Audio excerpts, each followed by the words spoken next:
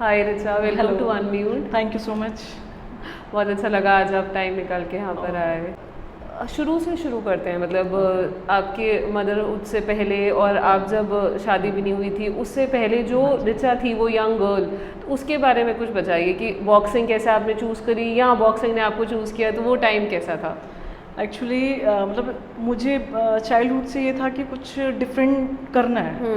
But मेरी friend थी एक गली में, तो उसने मुझे बोला कि हम स्टेडियम चलते हैं। हाँ। हमारा घर सिटी में है और स्टेडियम थोड़ा सा आउटर में था उस टाइम, तो बहुत ज़्यादा थोड़ा जंगल वाला एरिया था वो। तो मैं घर से ना छुप के स्टेडियम चले गई थी। अच्छा।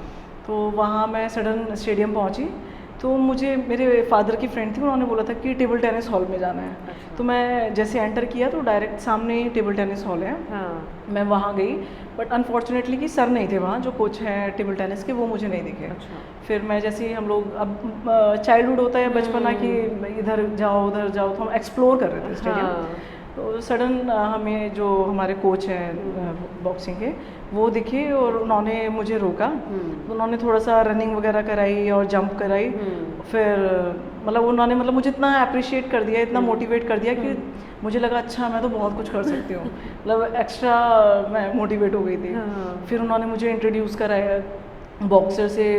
मैं बॉक्सिंग गेम में गई, देखा वहाँ, तो मुझे यूनिक सा लगा कि सेल्फ डिफेंस है। और हर कोई खेल लेता है टेबल टेनिस, हाँ। बैडमिंटन सही चाहे, बात तो है। थोड़ा सा लेडीज़ के लिए, गर्ल्स के लिए हाँ। थोड़ा सा डिफर होता है। हाँ। फिर मतलब मुझे ऐसा हो गया था, खेलना है तो बॉक्सिंग खेलना है, नहीं तो कुछ नहीं खेलना। अच्छा। दिन के बाद मुझे एक पंच पड़ा तो आई ना मेरी पूरी ब्लू हो गई थी। अच्छा। तो मेरी मदर ने बोला कि नहीं, बॉक्सिंग नहीं करनी, कुछ भी कर लो लेकिन मैं बॉक्सिंग नहीं करने दूंगी। बट मुझे भी जिद थी, मैं करूँगी तो बॉक्सिंग करूँगी, अदरवाइज़ मुझे कुछ नहीं करना।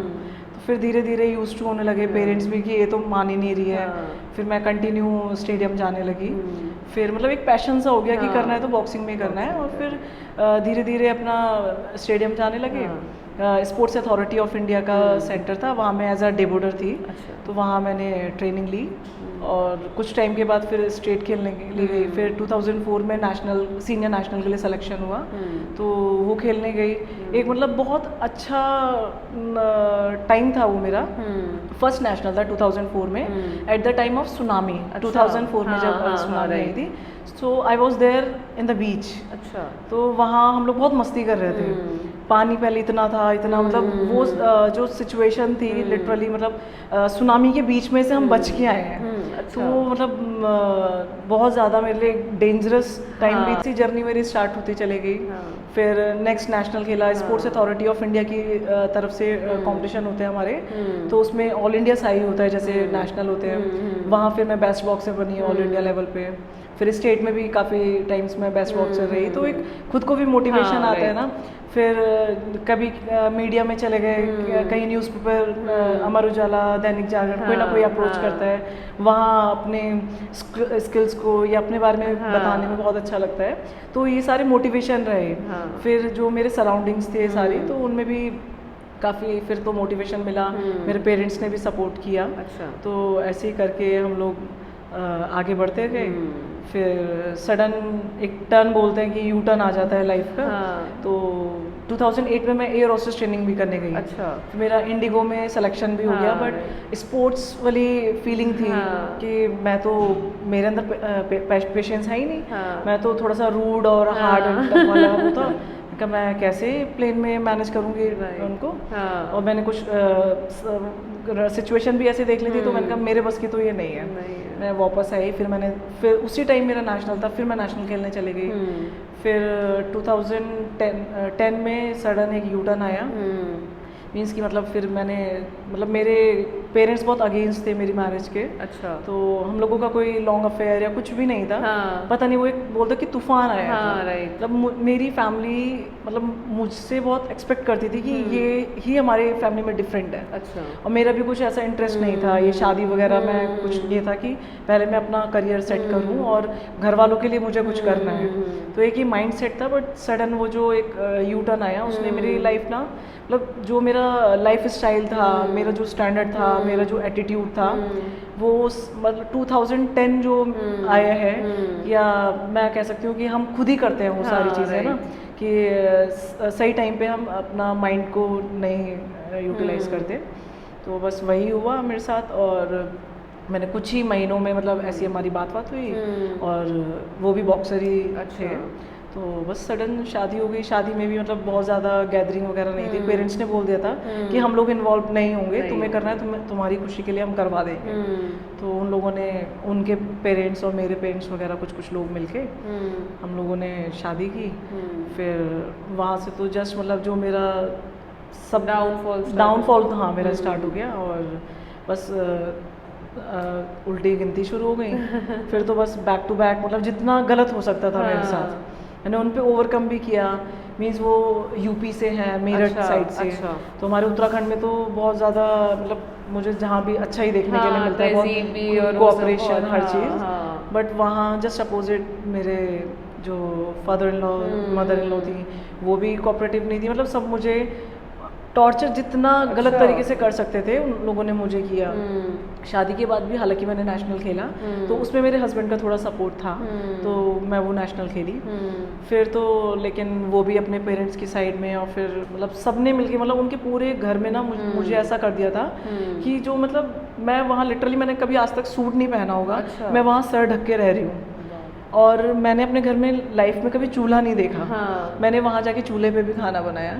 इवन जो गाय का पैट एनिमल्स का जो होता है ना वो सब तक किया कि ये मेरे इन लॉज हैं, मुझे इनमें ही रहना है, मुझे इनके साथ कोऑपरेट करना है। जॉब वगैरह के लिए कुछ नहीं, उन्होंने मुझे ऐसा कर दिया था कि मतलब एक आजकल इलिटरेट लेडी होती है ना तो वो भी बहुत अच्छे से अपने आप को सरवाइव कर लेती है। बट मैं इतना मेरा स्टैंडर्ड डाउन हो चुका था, मुझे लग रहा था कि शायद अब तो मेरा कुछ है ही नहीं। तो आपके पेरेंट्स तो मेरी मदर तो हमेशा बोलती थी कि ये तुम्हारा रिलेशन नहीं चलेगा, अभी भी टाइम है, कुछ नहीं बिगड़ा, बहुत क्या क्या हो जाता है, तो ये इतना बड़ा पार्ट नहीं है।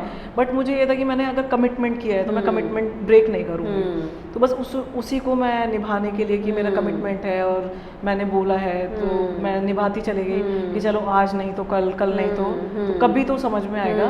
बट एट लास्ट यही हुआ कि उन लोगों को नहीं समझ में आया और 7 इयर्स तक तो मैंने घर में भी नहीं बताया था कि मेरे साथ क्या मैं फेस कर रही हूँ।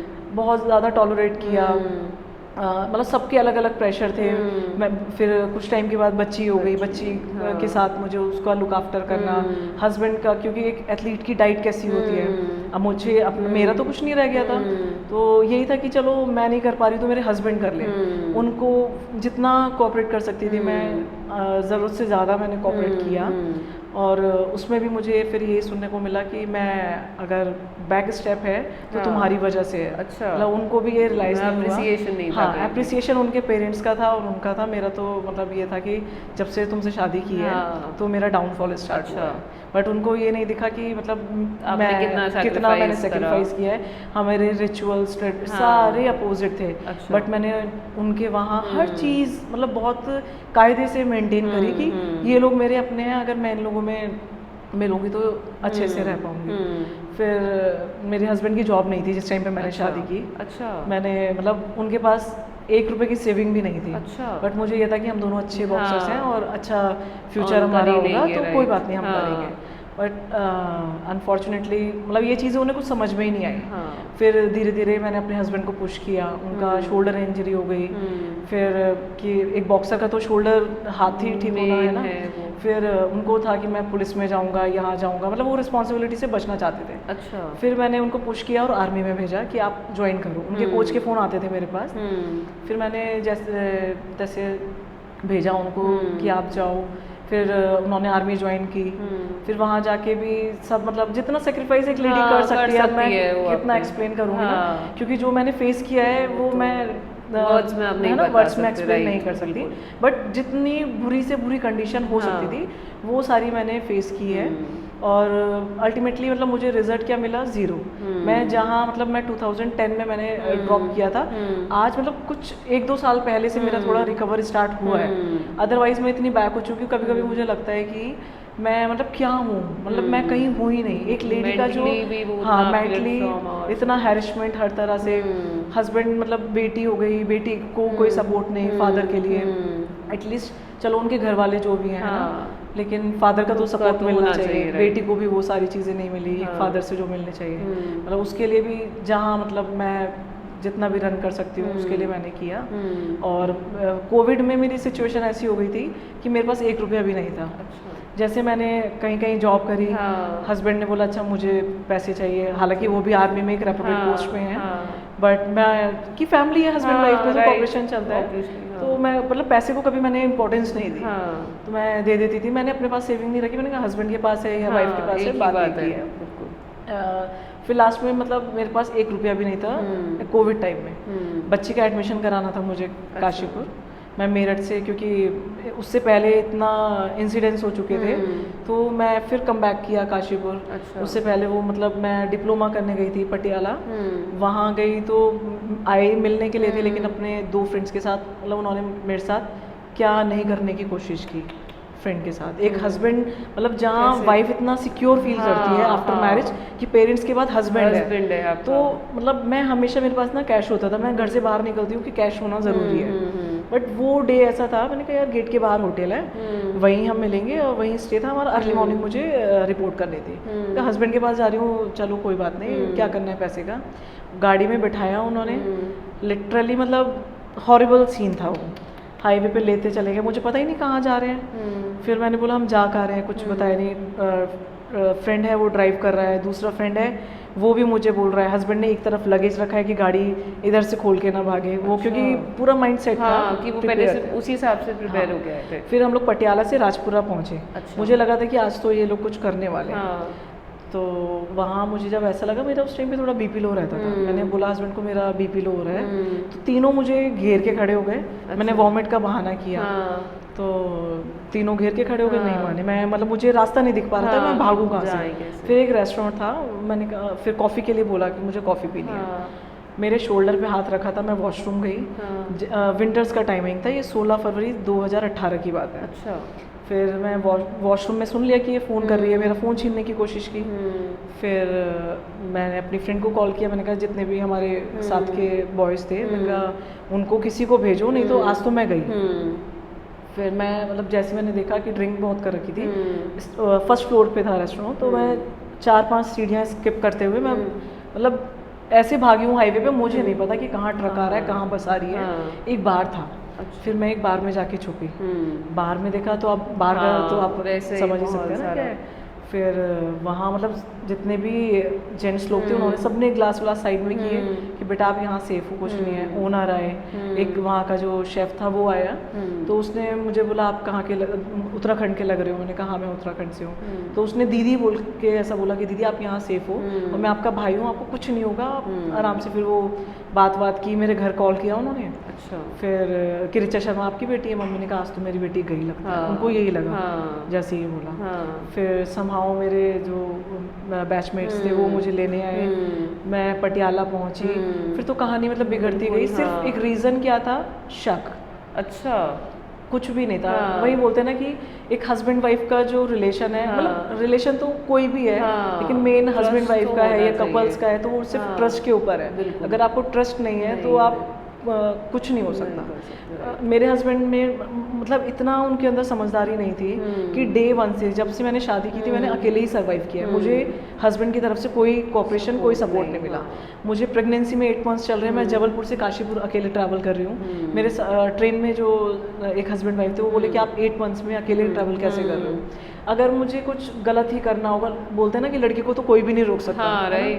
तो मैंने हस्बैंड को बहुत समझाया कि ये चीज़ें हमारे घर के संस्कार और ये सब नहीं है। मैं अगर उस टाइम पे शादी की है कि जब आप कुछ भी नहीं थे, तो मैं अब तो हम लोग ग्रो कर रहे हैं, स्टेबल होने की कंडीशन में है, तो अच्छा दिन आएगा, बेटी है। अब ये सारी चीज़ें नहीं है, इधर अफेयर चला लिया, ये सारी चीज़ें क्या होती है, कुछ नहीं होती। बस एक शक का हमारा वो रहा, और शक की वजह से उन्होंने आज इस कंडीशन में है कि मैं सेपरेट हूँ। और सर्कमस्टांसेस तो बस मैं क्या ही बताऊँ, मैं एक्सप्लेन नहीं कर सकती। बहुत बुरी दिन देखे हैं। मतलब अब मेंटेनेंस, बच्चे की मेंटेनेंस के लिए कोर्ट के धक्के खा रही हूँ, पुलिस के धक्के खा रही हूँ। मतलब डेली पुलिस में जाना पड़ रहा है, कभी आर्मी उनके रेजिमेंट से फ़ोन आ रहा है, उन ऑफिसर्स को बोल रही हूँ। मतलब मैं बात किस को क्या रिप्लाई करूँ, क्या हुआ। इतना मेंटल, मेरे पास जॉब नहीं थी, मैं डिप्लोमा करके आई हूँ, बच्चे के साथ सर्वाइव करना है, पेरेंट्स के घर हूँ, पेरेंट्स के घर भी कब तक रहूँ। और मैं कोई बहुत हाई फाई फैमिली से बिलोंग नहीं करती हूँ, मीडियम क्लास मेरी फैमिली है। बट मेरे पेरेंट्स ने तभी भी सपोर्ट किया। मुझे तो किया ही किया, मेरी बेटी को उन्होंने पूरा लुक आफ्टर किया है। तो बस एक यही गर्ल्स जहाँ भी मुझे कुछ ऐसा दिखता है ना कि मिस हैपनिंग हो रही है, तो यही रहता है कि गर्ल्स बहुत स्ट्रांग होती हैं, लेकिन उनको ना कमज़ोर बना दिया जाता है कि आप ये नहीं कर सकते हो।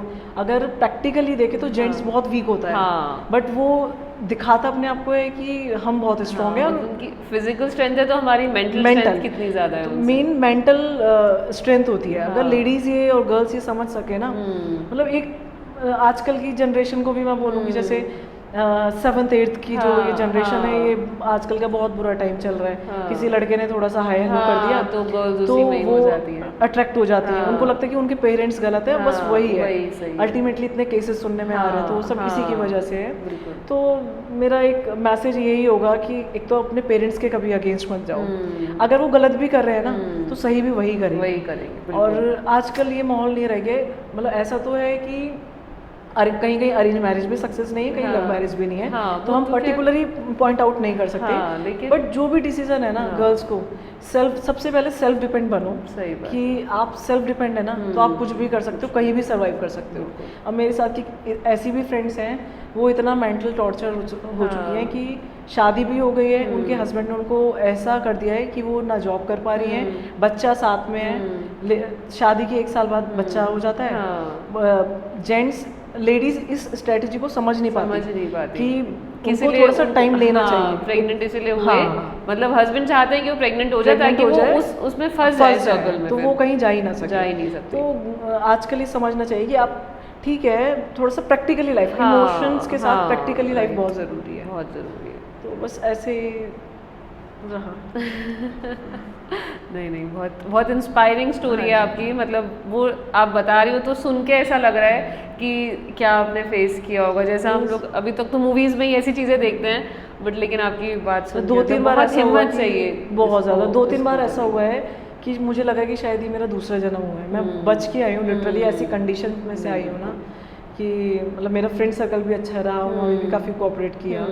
मेन मेरे पेरेंट्स, जिनकी वजह से मैं आज यहाँ बैठी हूँ, इतना सरवाइव कर रही हूँ। मतलब आज मेरे सामने कोई भी आ जाए, मुझे डर नहीं लगता कि मुझे किसी से क्या बोलना है, क्योंकि वो सारी चीज़ें मैंने हैंडल करी है, सरवाइव करा है। और बेटी 8th क्लास में है। पहले वो क्रिकेट खेलती थी, फिर क्रिकेट में अब सभी बोलते हैं कि बहुत अप्रोच चाहिए, पैसा चाहिए, वो तो मेरे पास नहीं है। तो हालांकि उसके कोच ने काफ़ी बोला कि अच्छा करेगी। फिर ताइक्वांडो में आई, ताइक्वांडो के जो कोच हैं मेरे नोन है, वो भी स्पोर्ट्स अथॉरिटी ऑफ इंडिया में। तो एक मेरे भैया भी हैं, उन्होंने भी कि हम सपोर्ट करेंगे, इसको करने दो। बट मेरा ये था कि मैं भी बॉक्सिंग से ही हूँ, तो कहीं ना कहीं मैं सपोर्ट कर सकती हूँ। बिल्कुल। फिर मैंने last year army sports institute है जो ऑल इंडिया में नंबर 1 इंस्टीट्यूट है आर्मी का और स्पोर्ट्स का। तो जितने भी ओलंपियंस, एशियन मेडलिस्ट, जितने भी मेजर टूर्नामेंट्स, मेजर परफॉर्मेंस आती है, वो वहीं से आती है। तो पहले तो सिर्फ बॉयज़ का होता था वहाँ, boys sports company. Last to last year से गर्ल्स का भी होने लगा है वहाँ। तो वहाँ ट्रायल थे, मैंने थोड़ा सा उसकी इन्फॉर्मेशन कलेक्ट की। फिर मुझे लगा कि मेरी वजह से मेरी बेटी डिस्ट्रैक्ट हो रही है, उसकी वजह से मैं, तो हम दोनों कहीं ना कहीं मतलब ऐसे ही डिसबैलेंस हो रहा था। तो कि करें तो करें क्या, क्योंकि मैं उसकी एजुकेशन में भी फोकस नहीं कर पा रही हूँ। उसको मतलब एजुकेशन, मतलब पढ़ाई में बहुत अच्छी थी, टीचर्स बोलते हैं पढ़ाई करो, कहती थी मम्मा आपको मार्क्स जितने भी चाहिए मैं मार्क्स ला के दूंगी, बट मुझे स्पोर्ट्स में करना है। तो मैंने डिसीजन लिया, ट्रायल वगैरह दिलाया वहाँ। तो आउट ऑफ 110 गर्ल्स, तो 10 गर्ल्स वर सेलेक्टेड देयर। अच्छा। तो उसमें उसका सिलेक्शन हुआ ऑल ओवर इंडिया। तो बहुत टफ होता है वहाँ सिलेक्शन करना। वहाँ उसका सिलेक्शन हुआ। अभी अच्छा चल रहा है। अभी एशियन सब जूनियर एशियन चैम्पियनशिप का ट्रायल था पटियाला में लास्ट मंथ, उसने वहाँ दिया, क्योंकि उसकी बॉक्सिंग की जर्नी वहाँ जाके स्टार्ट हुई है। तो उसकी काफ़ी अच्छी परफॉर्मेंस रही। सेमीफाइनल वो लूज़ कर गई, अदरवाइज अभी टूर्नामेंट था इंटरनेशनल तो जाती, बट अच्छा उसने परफॉर्म किया। होप सो कि नेक्स्ट ईयर अच्छा परफॉर्म करेगी। फिर आपकी गाइडेंस है उसके साथ, तो उससे भी बहुत फ़र्क पड़ता है कि सेम ही फैमिली में है तो उससे। और आपका अपना करियर, मतलब अब आप जैसे सारी ये चीज़ें फेस करने के बाद अब तो फिर अब क्या करते हो? अभी मैं काशीपुर स्पोर्ट्स स्टेडियम में बॉक्सिंग कोच हूँ और वहाँ अराउंड 70-80 स्टूडेंट्स हैं। कुछ सीनियर्स भी हैं, यूथ हैं, सब जूनियर है, जूनियर में नहीं, हर एज ग्रुप के बच्चे हैं मेरे पास, boys and girls. Boys and girls. तो मैं उनको ट्रेनिंग देती हूँ। मेरा मॉर्निंग इवनिंग सेशन रहता है, वहाँ जाती हूँ, और आफ्टरनून में एक सेशन होता है ऑफिस में, वहाँ चले जाते हैं, ऑफिस वर्क रहता है, और बस यही मेरा शेड्यूल रहता है। और उत्तराखंड गर्ल्स टीम को आपने कोच करते हो आप, तो उसका कैसा रहता है आपका? जैसे ईयरली नेशनल्स होते हैं फेडरेशंस के, तो हर एज ग्रुप में अलग अलग होते हैं। अब जैसे एलीट गर्ल्स हैं तो उनको कैंप लगते हैं, उनको ट्रेनिंग भी दी जाती है, उनके साथ मैं एज अ कोच रिप्रेजेंट करती हूँ। तो जहाँ भी नेशनल होता है तो टीम के साथ मैं जनरली जाती हूँ। यूथ खेलो इंडिया गेम्स होते हैं यूथ के ईयरली, उसमें भी मैंने 3-4 बार एज अ कोच रिप्रेजेंट किया है, यूपी से भी और उत्तराखंड से भी। अभी लास्ट टाइम 38 नेशनल गेम्स हुए थे उत्तराखंड में, तो I was a boxing coach of women team. तो मैं उनके साथ थी, नेशनल गेम्स पिथौरागढ़ में हमारी बॉक्सिंग हुई थी, तो उनको ट्रेन किया था और उनके साथ। तो कैसे डिफरेंस लगा आपको अपने टाइम में जब आप बॉक्सिंग करते थे और अब जो आप गर्ल्स को कोच कर रहे हो, तो टाइम चेंज हुआ है? टाइम तो बहुत चेंज हुआ है, उस टाइम में इतनी फैसिलिटीज़ नहीं थी। कभी कभी तो मतलब इवन जो मेरे साथ के हैं सब सेटल हैं, कोई उत्तराखंड पुलिस में है, कोई रेलवेज में है, बिकॉज ऑफ माई स्टेप। मैं ही एक अपने ग्रुप में ऐसी हूँ कि जो अभी अनस्टेबल हूँ। अच्छा, मतलब वैसे ठीक है मैं हूँ, बट जो एक मतलब जिस लेवल तक मुझे पहुंचना चाहिए था मैं वहाँ नहीं पहुंच, वो आपका इतना जर्नी जो ब्रेक हुई उस वजह से, तो वो मेरे ही डिसीजन था, उसी की वजह से मैं इतनी बैक हुई हूँ। तो उनको देख के मुझे जब कंपटीशन होता है, उसी मेरी फ्रेंड्स की बाउट हो रही होती है, उसमें मैं रेफरी होती हूँ। अच्छा। वो उस टाइम भी खेल रहे थे और आज उनकी मैं रेफरी हूँ। तो मुझे कहीं ना कहीं मतलब कभी ना कभी तो ऐसा लगता है कि मैं भी खेलूँ क्या। बट वही है, बहुत सर्कमस्टांसेस ऐसे होते हैं कि एक एथलीट जो होता है उसको इतना स्ट्रगल करना पड़ता है मेंटली और फिजिकली बोथ। तो फिर मुझे लगा कि रिचा पास्ट में जाने से बेटर है कि अपने फ्यूचर के बारे में सोचा जाए, तो आगे बढ़ो।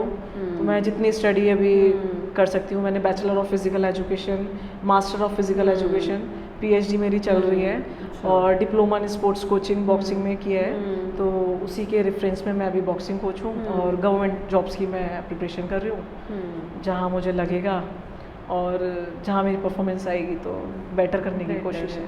सबसे बड़ा इमोशनल सपोर्ट सिस्टम कौन सा रहा आपका पूरी जर्नी में? मेरी मदर ने करा, लिटरली मतलब आयरन वुमेन। अच्छा, उन्होंने मुझे बहुत सपोर्ट किया, बहुत ज़्यादा।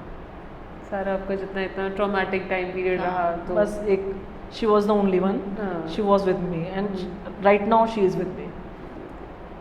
और वैसे मतलब जैसे हमारी लाइफ में बहुत सारे ऐसे मोमेंट्स आते हैं, कई बार बहुत डिफ़िकल्ट भी होते हैं, लेकिन एक टाइम आता है जब आप बहुत अकेले हो जाते हो। तो ऐसा टाइम आपकी लाइफ में कब रहा जब बिल्कुल अकेलापन आपको लगा होगा? मतलब डिफ़िकल्ट नहीं, बट मेंटली आपको ऐसा लगा कि मैं बिल्कुल इस टाइम पे अकेली हूँ? कोविड टाइम में हुआ था, मैं डिप्रेशन में चली गई थी। अच्छा। मतलब लिटरली वो टाइम में मतलब इतना एक्सप्लेन तो नहीं कर पाऊंगी, मेरे इमोशन से शायद समझ जाए कोई तो बात अलग है। मतलब एक घर में सोफा था, मैं उसी सोफे पे पड़ी रहती थी। अच्छा। सुबह से रात हो जाती थी। इन लॉज के घर ही थे तब? मेरी मदर के घर, मदर के पास। उसके बाद मैं आई गई थी क्योंकि उससे पहले इतने इंसिडेंट हो चुके थे, तो मेरे पेरेंट्स ने बोल दिया था कि अब नहीं जाना है, अब बहुत हो गया। क्योंकि मैं क्या होता है ना कि एक अटैचमेंट तो हो ही जाता है कि हस्बैंड है, बुलाते हैं, इतनी बात सोसाइटल भी प्रेशर होता है कि सोशल प्रेशर भी होता है कि बच्ची भी है, कि अपनी फैमिली को हम किस तरह जोड़ सकते हैं। जितना मैं कोशिश कर सकती थी, रुद्रपुर डीपीएस में जॉब किया मैंने। अच्छा। हस्बैंड ने मुझे बोला कि जितना तुम्हें यहाँ पे मिल रही है उतना मैं तुम्हें दूंगा, तुम बच्ची की केयर करो, मेरठ चलो। अच्छा। विद इन अ डे मैंने रिजाइन दिया और मैं उनके साथ चली गई। एक ट्रस्ट पे कि मेरे हस्बैंड बोल रहे हैं, लेकिन वही मारा पिटाई और वो सब उन्होंने फिर से मेरठ में घर था, घर में ना रख के मुझे रेंट पे छोड़ दिया। मैंने बोला कि भाई आप मेरे इन लॉज हैं तो मैं घर में रहूँगी। तो वो टाइम ऐसा था। फिर उसके बाद कहीं जॉब थी, कभी नहीं थी, मतलब ऐसे ही था। फिर मैं अपने घर वापस आ गई एट लास्ट कोविड में। फिर सेविंग थी नहीं मेरे पास, पैसा ही नहीं था, मैं क्या करूं? अब पेरेंट्स से भी कितना मांगूं? बच्ची का एडमिशन कराना है। मारिया स्कूल में मैंने एडमिशन कराया था। मेरी फ्रेंड ने, मुझे याद है कि उसने कहा कि टेंशन मतलब हम एडमिशन कराते हैं। उसने मुझे उसके लिए पैसे दिए थे कि तू बेटी का एडमिशन करा, उसकी पढ़ाई सफ़र नहीं करनी चाहिए। वो टाइम ऐसा था मैं छत पे चले जाती थी। अब कोविड में आपको पता है कैसा टाइम था। अब मदर से भी कितना बोलूँ, वो भी डायबिटिक है, उनके पास भी इतनी प्रॉब्लम्स हैं, तो क्या क्या तो उस टाइम पे वो मेरा अनलोनलीनेस ऐसा था ना, मैं छत पे चले जाती थी, सोफे पे पड़ी हूँ, मुझे नहीं पता कि क्या हो रहा है मेरे साथ, बस ये सोचती थी कि कब अच्छा होगा। फिर मैं मतलब मेरी एक ये भी है कि मैं खुद अपने आप को मोटिवेट कर लेती हूँ। मुझे शायद दुनिया भी समझा देना, मुझे समझ में नहीं आएगा अनटिल अनलेस मैं खुद से मोटिवेट नहीं होती। तो वो टाइम एक फिर मैं कहती थी नहीं ठीक होगा, ठीक होगा। फिर वो धीरे धीरे करके वुमेन हेल्पलाइन में मैंने अप्रोच किया, कि हस्बैंड को भी अप्रोच किया, उनके यूनिट में भी अप्रोच किया कि भाई एटलीस्ट आप मुझसे मतलब रखो, लेकिन बच्ची के लिए तो आप एक्सपेंसेस दीजिए। तो वो तो ये चाहते थे कि ये किसी तरह मेरे पास आ जाए बस। अच्छा। वो मतलब मुझे ऐसा करना चाहते थे, ऐसा इंजर्ड करना चाहते थे कि अगर ये अब आ गई मैं ऐसा इंजर्ड करूं कि ये कुछ कर ही ना पाए, तो ये मेरे पास ही मतलब मेरी गुलाम बन के रहे। तो वो उनकी सोच थी। अच्छा। वो थोड़ा सा क्रिमिनल माइंड भी है। तो वो सारी चीज़ें फेस की। वो टाइम मेरा सबसे बेकार टाइम था। तो हम लोग कोविड में मेरी फ्रेंड्स थी, हम लोग सुबह 3:30 बजे रामनगर साइकिल लेके निकल जाते थे। अच्छा। कि अपने आप को ठीक रखना है, फिट रखना है। 3:30 बजे साइकिलिंग के लिए जा रहे, कभी रामनगर, कभी हनुमान धाम, कभी जसपुर। मतलब हमारा twice in a week cycling चलती थी ऐसी। मतलब फिजिकली जब तक करोगे तभी आप मेंटली स्ट्रांग हो पाओगे। तो हम निकल जाते थे, अपना 9 बजे तक आ भी जाते थे। फिर बस ऐसे ही थोड़ा सर्वाइव किया धीरे धीरे करके। 21 में फिर मुझे एक जॉब मिली। अच्छा। वहाँ मैंने ज्वाइन किया, रेजिडेंशियल स्कूल था। फिर वहाँ का माहौल बहुत अच्छा था, बहुत सब स्टाफ वगैरह सब बहुत अच्छा था। तो धीरे धीरे मैंने ऐसे ही अपने आप को रिकवर करा। तो एक लाइफ लेसन जो आप बेटी को अपनी देना चाहते हो, अपनी सारी लाइफ की जो आपकी रही सिचुएशन? मैं बस यही बोलूँगी कि जो भी डिसीजन लेना बहुत सोच समझ के, इमोशनल नहीं होने की ज़रूरत है। लड़कियाँ इतनी इमोशनल होती हैं, वो सोचती हैं ना कि बस एक इंसान मिल गया तो वही है, ऐसा कुछ नहीं है। आपका जो ओवरऑल सोशल सर्कल है, आपके पेरेंट्स है, सबसे पहले आप पेरेंट्स के अलावा तो कोई नहीं होता कि आपका कोई है। एक हस्बैंड शादी के बाद आता है, लेकिन अब हर कोई भी ऐसा नहीं होता। मतलब मेरा पर्सनल ओपिनियन है कि आप उनको भी एक लिमिटेड ही रखिए। क्योंकि जैसे लड़कियां होती है ना इमोशनल, की सारी बातें अपने हस्बैंड के साथ शेयर करना, और फिर अल्टीमेटली क्या होता है उन्हीं को सुनना पड़ता है। डिपेंडेंसी हम बहुत ज्यादा कर लेते हैं। तो एक तो आप सेल्फ डिपेंड रहो, आप खुद अर्न करो, चाहे आप थोड़ा ही करो, लेकिन आपका हस्बैंड कितना भी अर्न कर रहा है, कितना भी कुछ बोल रहा है, लेकिन आप अपनी अर्निंग मत छोड़ो। आप अपनी अर्निंग चाहे थोड़ी ही करो, उससे बहुत कॉन्फिडेंस आता है। जब हम खुद पैसा खर्च करते हैं ना, तो एक अलग ही कॉन्फिडेंस आता है कि हम भी कुछ हैं। तो मेन कि आप किसी पे डिपेंड ना हो, सेल्फ डिपेंड रहो, और बस यही आगे आप बढ़ते रहो, मैं यही बोलूँगी। और एज अ कोच, जैसे अब आप बहुत सारे बॉयज़ और गर्ल्स को कोच करते हो, तो गर्ल्स को पर्टिकुलरली, गर्ल्स मतलब जैसे क्योंकि कोचेस को गर्ल्स अपना मेंटर भी करती हैं और बहुत इंस्पायर होती हैं उनसे, तो उन ऐसी भी गर्ल्स आपके पास रही हैं? ऐसा कोई इंसिडेंट रहा जिसमें गर्ल्स ने अपनी बातें आपके साथ शेयर की हो, या आपने अपनी लाइफ से उनको इंस्पायर किया हो? हाँ, क्योंकि मेरी लाइफ तो थोड़ी टिपिकल ही रही है, तो मैं कोशिश करती हूँ कि बॉक्सर्स को, गर्ल्स बॉक्सर को, मैं उनको थोड़ी थोड़ी जर्नी बता देती हूँ बीच बीच में। क्योंकि आजकल बच्चे भी इतने एडवांस है ना, अगर उन्हें एक लेक्चर उसमें दो ना, तो वो सोचते हैं क्या है। बट गर्ल्स जो समझदार हैं मेरे पास आती हैं, बात करती हैं, साइकोलॉजिकल मतलब मैं उनसे बात करती हूँ। तो अभी कल ही एक मेरी बॉक्सर है, अच्छी बॉक्सर है, वो थोड़ा सा उसका डाउनफॉल, तो कल रात ही मेरी बात चल रही थी। कहती है मैम मैं क्या करूँ, मैं तो बहुत मेरा डाउन होना स्टार्ट हो गया है। फिर मैंने उसको समझाया, मोटिवेट किया। तो गर्ल्स को तो मैं हमेशा समझाती रहती हूँ, बस ये बोलती हूँ कि कुछ नहीं है, ये सब बेकार की बातें हैं। एक टाइम आता है ना जब आप सेल्फ डिपेंड हो जाते हो ना, आपके पास खुद लोग आएंगे। लड़कियां क्या करती हैं, मतलब वैलिडेशन, मतलब बेसिकली ढूंढती हैं कि हर कोई हमें अप्रूवल दे। मतलब एक सॉफ्ट कॉर्नर, जो ये यंग एज होती है ना, कि आपको घर के अलावा सब कोई अच्छा लगता है। तो लेकिन रियलिटी ये है कि आपके घर वालों के अलावा कोई अच्छा है ही नहीं। पेरेंट्स अपने बच्चों को भी बुरा नहीं कर सकते। तो अल्टीमेटली मतलब यही है कि पेरेंट्स के, ठीक है आपका फ्रेंड सर्कल है, आप फ्रेंड सर्कल में भी इन्वॉल्व हो, सोशल भी हो, आपको पार्टी करनी है, पार्टी भी करो, एंजॉय करना है, हर चीज़ ज़रूरी है, but with in a limit. आपको अपनी डिग्निटी पता होनी चाहिए कि आपकी ये डिग्निटी है, हमें वो लिमिट क्रॉस नहीं करनी है। तो अगर गर्ल्स ये चीज़ समझ सके ना, और अपनी वैल्यू, कि हमारी वैल्यू क्या है, हमारा एटीट्यूड इतना होना चाहिए कि हमसे कोई फिंगर ना दिखा दे, कोई कुछ ऐसा ना बोले, तो इतना थोड़ा एटीट्यूड होना चाहिए। और जैसे जब आप एथलीट थे तो आपने 44-46 kgs में कराया, 46-48 में, तो वो कहते हैं कि बहुत आप अपनी बॉडी की पूरी लिमिट को पुश करते हो क्योंकि इतना वो ज़्यादा वेट होता है। तो वो उस टाइम पे आपने खुद को कैसे ट्रेन किया, और इंजरीज और एग्जॉशन जो मतलब दिखता नहीं है, हम लोग मेडल्स देखते हैं सिर्फ, लेकिन वो हिस्ट्री नहीं देखते, तो वो ट्रेनिंग वगैरह कैसी रहती है? वो ट्रेनिंग एक्चुअली उस टाइम पे 44-46 मेरा वेट उस टाइम तो क्योंकि एक बचपना सा ही था, तो ऑलमोस्ट वेट मेरा ठीक रहता था। फिर एक एज के साथ थोड़ा सा वेट कैटेगरी भी खत्म हो गई वो, फिर 46-48 में, तो वेट मेंटेन करना थोड़ा डिफिकल्ट भी होता है, और फिर यूज टू हो जाते हैं। तो घर में जाती थी, हमसे ज़्यादा ना पेरेंट्स को लगता है कि उनके सामने बच्चा भूखा रहे तो ऐसा लगता है ना, मम्मी अब की स्टेडियम से आ रही है, मतलब उनको ये पता था कि 7 से 7:15 के बीच में मेरी बेटी आएगी, तो वो जूस ये वो रेडी रखते थे। अगर मैं 2 मिनट भी लेट हो जाती थी ना कि रिचा कहाँ रह गई, तो कहीं ना कहीं मतलब पेरेंट्स का भी इन चीज़ों में बहुत बड़ा इन्वॉल्वमेंट होता है।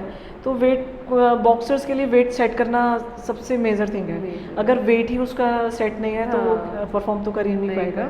तो वेट मेंटेन करना एक टास्क है कि आपको ट्रेनिंग के साथ साथ वेट सेट करना बहुत ज़रूरी है। मेंटल स्ट्रेंथ, क्योंकि हम ये डाइट हमें क्या कितना कंज्यूम करना है, कितनी कैलोरीज लेनी है, कितनी बर्न करनी है, क्या प्रोटीन लेना है, क्या कार्ब्स लेने हैं, तो ये सारी चीज़ें, प्रैक्टिस का प्रेशर, कंपटीशन का प्रेशर, हार गए या जीत का प्रेशर, मतलब एक एथलीट के लिए बोलते हैं, सब बोलते हैं कि दूर से देख के ना बहुत अच्छा लगता है कि एथलीट बहुत फ्रीडम फाइटर होते हैं कि मतलब बहुत फ्री रहते हैं, उनको कोई टेंशन नहीं होती, बट एथलीट सबसे ज़्यादा टेंशन में रहते हैं। अच्छा। वो उस चीज़ से ओवरकम करने के लिए ना थोड़ा, और वो एथलीट की एक ये सबसे बड़ी क्वालिटी है कि वो कभी किसी के आगे ना अपने आप को वीक शो नहीं होने देते। उनकी कितनी भी प्रॉब्लम्स है ना, वो अंदर ही अंदर या उनका जो सर्कल होगा ना 1 या 2, वो उसी से शेयर करते हैं। वो इधर उधर नहीं, जैसे जनरली मैं देखती हूँ ना स्कूल गर्ल्स होती हैं, या कि आजकल जरा सा कुछ हो गया, हाय मेरे साथ तो ऐसा हो गया, मेरे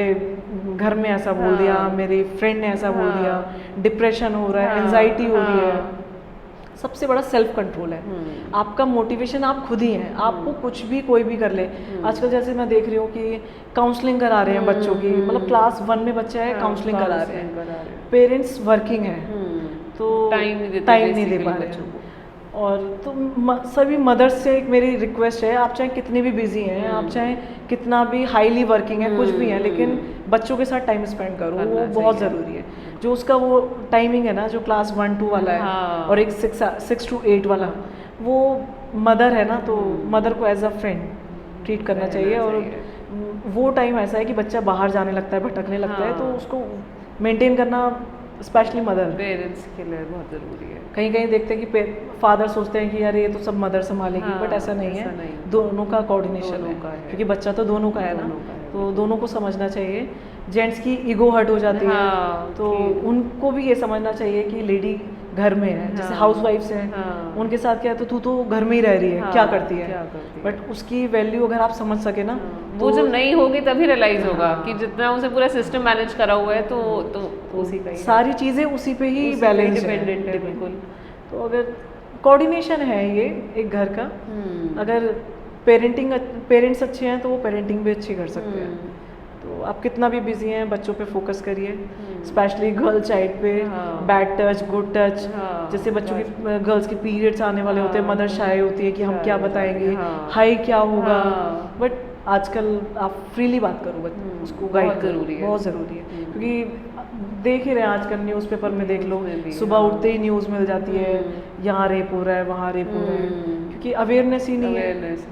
आई मीन गर्ल्स को ये लगता है कि हमारे मतलब पेरेंट्स को बताएंगे तो वो हमें और डांटेंगे, तो वो चीज़ उसमें बच्चे की गलती नहीं है, उसमें पेरेंट्स को ऐसे मेंटेन करना चाहिए, आप उन्हें कंफर्ट जोन में लाओ। अब क्या होता है, बच्चा जरा सा गिर गया, कुछ चोट लग गई या किसी को मार दिया, पीट दिया, सीधे चांटा मारते हैं। तो आप चांटा, आज वो आप उसको चांटा मारो, कल के दिन वही चांटा आपको रिफ्लेक्ट होगा। तो चांटा मारना इज नॉट सोल्यूशन, Solution, आप हाँ। उसको गाइड करो कि बेटा ये गलत बात होती है।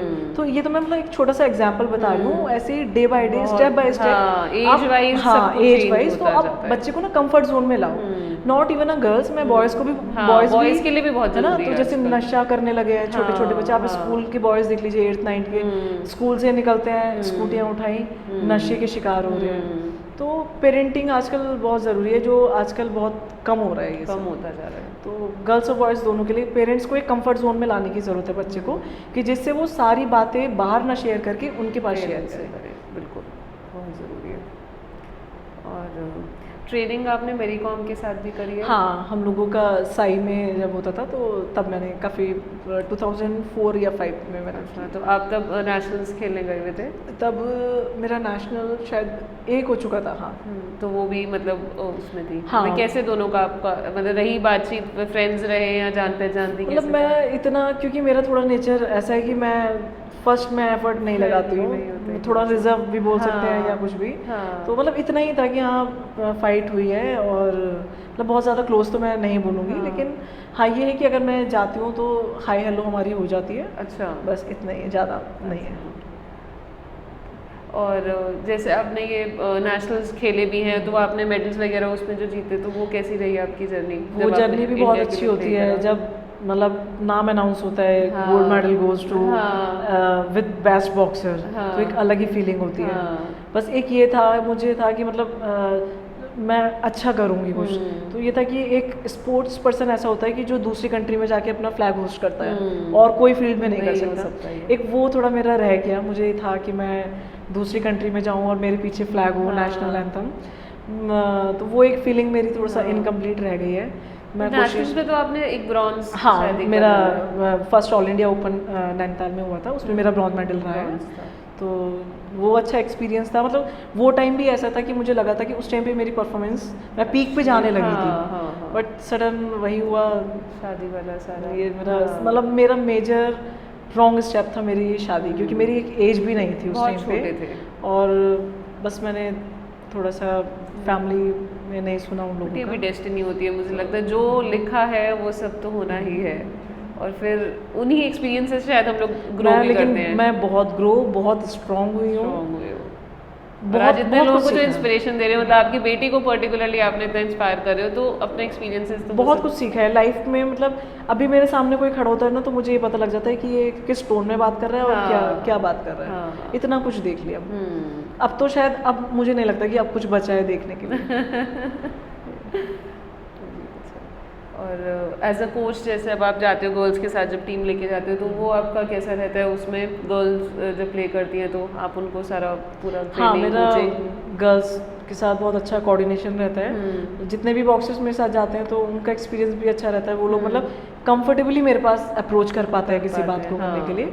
तो एक कंफर्टेबल जोन में रह के as a friend, as a coach, मैं स्ट्रिक्ट भी हूँ, तो उन्हें पता है कि मैम स्ट्रिक्ट भी हैं और सॉफ्ट भी हैं, तो अकॉर्डिंग टू सिचुएशन मैं मैनेज करती हूँ। और जो एक कोच के रोल होते हैं कि फाइट से पहले उनको कैसे मोटिवेट करना है, या हार गए हैं तो उन्हें कैसे आगे के लिए अप करना है, तो बैलेंस है।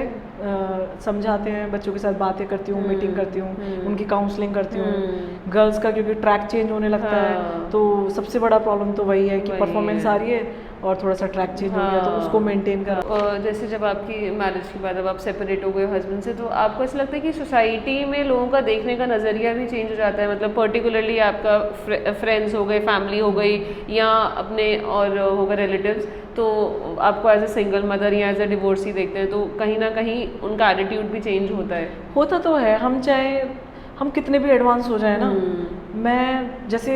मैं आपसे बोल दूंगी नहीं को मुझे क्या फ़र्क पड़ता है, लेकिन इंटरनली जो एक समाज है ना वो करता है, ये तो है। हम चाहे कितने भी स्ट्रांग हैं, हम उसको इग्नोर करते हैं, हम उसको हावी नहीं होने देते, बट है ही ऐसा, सबके माइंड में आता ही है, कहीं ना कहीं रिफ्लेक्ट होती हैं ये चीज़ें कि सेपरेट है। मतलब वुमेन के करेक्टर पे ना फिंगर क्रॉस करना बहुत इजी होता है, तो मेरे साथ भी हुआ ऐसा कि सिंगल मदर हूँ, मतलब कहना बहुत इजी होता है ना, बहुत मतलब यहाँ भी मैंने मेरी जो यहाँ ज्वाइनिंग की है मैंने, इसको भी बहुत फाइट करके मैंने ज्वाइन किया है, तो करते हैं, लेकिन अब हमें तो ओवरकम करना है ना। अगर हम उसी उन्हीं के उसमें इर्द गिर्द घूमेंगे तो मैं आगे नहीं बढ़ पाऊंगी। तो मैंने उन चीज़ों को साइड रखा।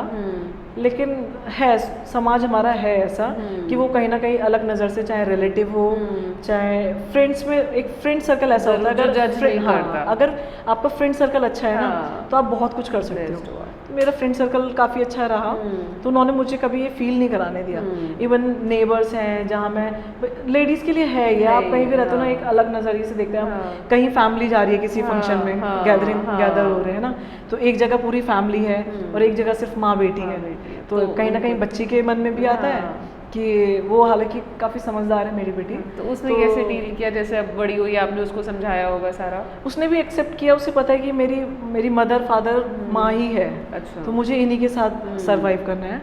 तो उसने भी ओवरकम किया और स्ट्रांगली वो भी काफ़ी मतलब मैं देख के उसको इमोशनल तो हो जाती थी, लेकिन मैंने कहा अगर मैं इसके सामने इमोशनल होंगी तो वो और ज़्यादा सफ़र करेगी। तो कहीं ना कहीं मैंने भी उसको स्ट्रॉन्ग बनाया इन चीज़ों में, काफ़ी वो स्ट्रॉन्ग रही। और मैं कभी कभी जैसे इमोशनली कुछ बोलती हूँ, कहती मम्मा रहने दो, आप छोड़ो, हम खुश हैं ना, हम दो खुश हैं।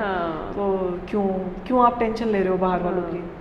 तो अल्टीमेटली होता है, लेकिन समाज है हमारा ऐसा, इंडियन कल्चर मेंटालिटी वो रहेगी। आप कितना भी एडवांस मॉडर्न हो जाए, बिल्कुल रहेगा। तो ये आपकी जो स्टेडियम में अब आप जॉब कर रहे हो, इसकी जर्नी कैसी थी आपकी? जब आपने, मतलब ये जॉब आपको कैसे मिली पूरी? मैं 2023 तक नोएडा में Delhi world public school, Delhi public school और भी काफ़ी सारे स्कूल्स थे, वहाँ मैं टीचिंग करती थी।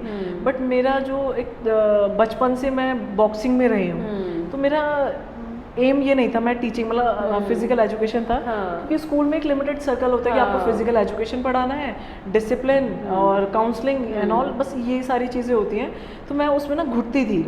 वो टीचिंग मुझे इसलिए करनी पड़ती थी क्योंकि मुझे अपनी बच्ची के साथ सर्वाइव करना है और सोर्स ऑफ अर्निंग चाहिए, घर कैसे चलेगा। तो सिर्फ एक, मैं उसके लिए मैं स्कूल जाती थी, मैं सुबह जाती थी, मेरा बिल्कुल मन नहीं होता था, स्कूल से आती थी, फिर ये सोचती थी फिर स्कूल जाना, मतलब मेरा टीचिंग लाइन में कोई भी इंटरेस्ट नहीं था। मैं ये सोचती थी कब मैं अपने कोचिंग फील्ड में जाऊँगी। तो सडन मैं यहाँ जैसे समर वेकेशन में आती थी, यहाँ मेरी फ्रेंड्स वगैरह स्टेडियम में मिली, तो उन्होंने मुझे बोला कि तू इधर क्यों नहीं आ जाती, क्योंकि प्रॉब्लम ये है कि हमारा जो कॉन्ट्रैक्ट बेसिस पे हूँ ना मैं, तो इसमें भी बहुत प्रॉब्लम्स होती हैं। स्पोर्ट्स डिपार्टमेंट में क्या है, कभी भी कॉन्ट्रैक्ट हमारा टाइमली रिन्यू नहीं करते। अच्छा। जैसे 15 अप्रैल से होता है, वो कभी टाइमली होता ही नहीं है। रेयरली ऐसा होता है कि टाइम पे होता है। तो ये चीज़ मन में होती थी। मैंने कहा यार कि मेरे साथ सपोर्ट ऐसा नहीं है, क्योंकि फिनेंशियली मुझे खुद ही करना है। मैं कहा अगर मैं कोचिंग लाइन में यहाँ आ जाती हूँ या तो परमानेंट जॉब है तब तो ठीक है, अब मैं कैसे सर्वाइव करूँगी? बच्चे की फीस देनी है, रेंट देना है, इलेक्ट्रिसिटी बिल, कितने एक्सपेंसेस होते हैं ना तो बच्चों के साथ। बट मैंने एक रिस्क लिया, मैंने नोएडा से जॉब छोड़ दी स्कूल से। अच्छा। और मुझे ये था कि मुझे अब स्टेडियम ज्वाइन करना है। तो मैंने यहाँ इंटरव्यूज़ वगैरह दिए, वैकेंसीज निकली। अब यहाँ मेरे साथ भी एक थे कॉम्पीट, तो उन्होंने किया, फाइट की, वो उनका कहना था मैं ज्वाइन करूँगा। अच्छा। वो मेल कैंडिडेट थे। अच्छा। मेरा ये था कि मैं नहीं जा सकती हूँ। वो अदर स्टेट के थे। तो मेरी यही फाइट थी कि अगर उत्तराखंड के हम रेजिडेंट हैं तो हमें ही प्रायोरिटी मिलनी चाहिए। उसमें भी अगर लेडीज़ सफ़र कर रही है तो वो प्रायोरिटी हर जगह होती है। तो लेकिन मतलब उसके लिए मैंने उत्तराखंड सेक्रेटरी, खेल विभाग, मतलब कोई अप्रोच मैंने नहीं छोड़ी। मैं जहाँ जिस लेवल तक जा सकती थी ना, अपने लेवल से मैं वहाँ गई। सबसे हमारे स्पोर्ट्स डिपार्टमेंट के डायरेक्टर हो गए, हमारे सचिव हो गए स्पोर्ट्स डिपार्टमेंट के, सबसे मैंने बात की, सबको अपना मुद्दा रखा, सबको अपनी सारी चीज़ें समझाई। यहाँ भी डिस्ट्रिक्ट स्पोर्ट्स ऑफिसर है हमारी, वो सबको समझाया।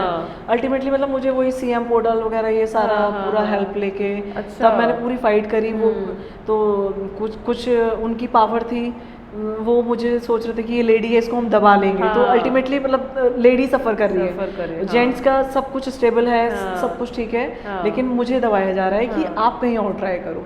मैंने अपनी कंडीशंस रखी कि मैं नहीं जा सकती हूँ, मैं सेपरेट मदर हूँ, मुझे बच्ची का है, मेरे कोर्ट में केसेस चल रहे थे, मुझे वो मेंटेन करने हैं, मैं नहीं जा सकती आउट ऑफ सिटी। तो बहुत मुश्किल से मतलब मुझे ये जॉब मिली, मैंने ज्वाइन किया।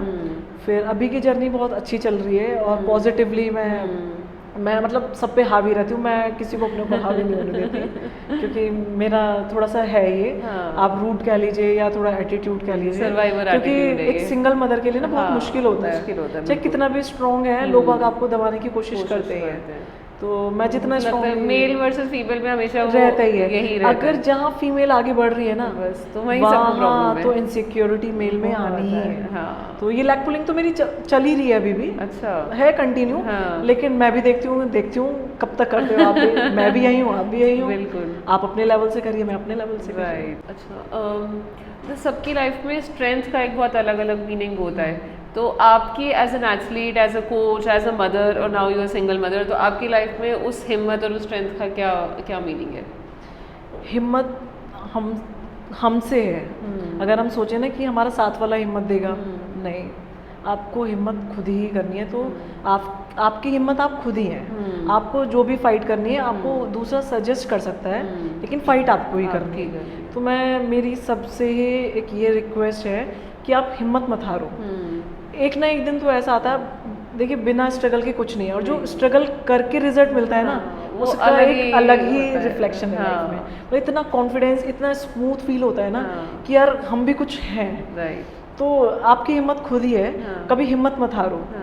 प्रॉब्लम्स आएंगी, ये तो लाइफ का पार्ट है। किसी की लाइफ में कम आती है, किसी की लाइफ में ज़्यादा होती है। तो प्रॉब्लम्स सभी की लाइफ में है। हम दूसरे को देख के बोल देते हैं ना कि वो बहुत खुश है, एक्चुअल में वो नहीं है। और एक मतलब मुझे पता नहीं बोलना चाहिए या नहीं, जो ये सोशल मीडिया स्टेटस ना, मैं मतलब मुझे थोड़ा सा कम पसंद है, क्योंकि मैं एक्चुअल लाइफ पे बिलीव करती हूँ।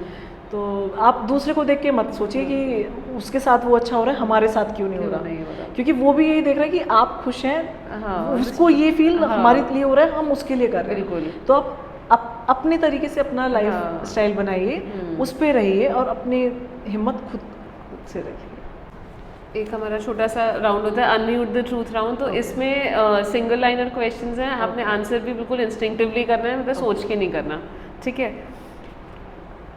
रिंग या classroom, where do you feel more powerful, as a player या as a coach? As a coach. Okay. अच्छा, जो ब्रॉन्ज आपने जीता या जो गोल्ड आप नहीं जीत पाए उस पर्टिकुलर उसमें, तो किससे आप ज़्यादा सीखे? मैं हारने से ज़्यादा सीखी। और जो आप आज बन चुके हो इतने सारे स्ट्रगल्स के बाद, उस रिचा के लिए एक आप शब्द क्या कहना चाहोगे? Strong women. Strong, very good. अच्छा, काशीपुर या पुणे, कौन सा भी आपका घर, मतलब फील होम कौन सा लगता है आपको? Kashipur is the best. Kashipur. अच्छा, कोच रिचा या बॉक्सर रिचा, अगर एक फाइट हो तो कौन जीतेगा उनमें से? फिलहाल तो as a coach Richa. One moment in your life where you felt truly powerful? Honestly मतलब मुझे नहीं पता बोलना चाहिए, कोर्ट में when I was fighting my case, अच्छा, that I in front of जज, दैट वाज द रियली बहुत पावरफुल था वो। एक डर जो आपके अंदर अभी भी है? बेटी। हाँ, राइट। अच्छा, लोग आपकी किसी चीज़ के लिए बहुत तारीफ़ करते हैं, लेकिन आपको वो बहुत ज़्यादा एग्जॉस्टिंग लगता है कि तारीफ़ तो मिलती है लेकिन बहुत थकान होती है उस तारीफ़ को कैरी करना, ऐसा कुछ? सब बोलते हैं कि रिचा बहुत इंटेलिजेंट है, बट कहीं ना कहीं हो सकता है कि शायद मेरा ट्रस्ट भी वो, मतलब मेरा कॉन्फिडेंस थोड़ा डाउन है। सब बोलते हैं कि तुम कर सकती हो, तो कहीं ना कहीं थोड़ा सा मैं डाउटफुल रहती हूँ, क्या मैं कर पाऊँगी? Very well. एक लास्ट क्वेश्चन, इसको रैप अप करेंगे। वन लास्ट क्वेश्चन से, what is Richa Sharma still fighting for? इतना सब होने के बाद अभी भी कोई ऐसी चीज़ जिसके लिए आप फाइट कर रहे हो? हाँ, मैं अपनी बेटी और खुद की स्टेबिलिटी के लिए फाइट कर रही हूँ। बहुत ही इंस्पायरिंग इंटरव्यू था आपके साथ, कॉन्वर्सेशन बहुत अच्छी लगी मुझे। इतना जो आपने हमें बताया अपने बारे में, बहुत लोगों को आई एम श्योर इंस्पिरेशन मिलेगी इस सबसे। तो thank you so much for coming Richa. Thank you so much for inviting me, और मुझे भी आपके साथ बहुत अच्छा लगा कि मैं अपने वर्ड्स को एक्सप्रेस कर पाई। Thank you so much. This was The Warrior Within, and we are Unmute signing off, and see you in the next one.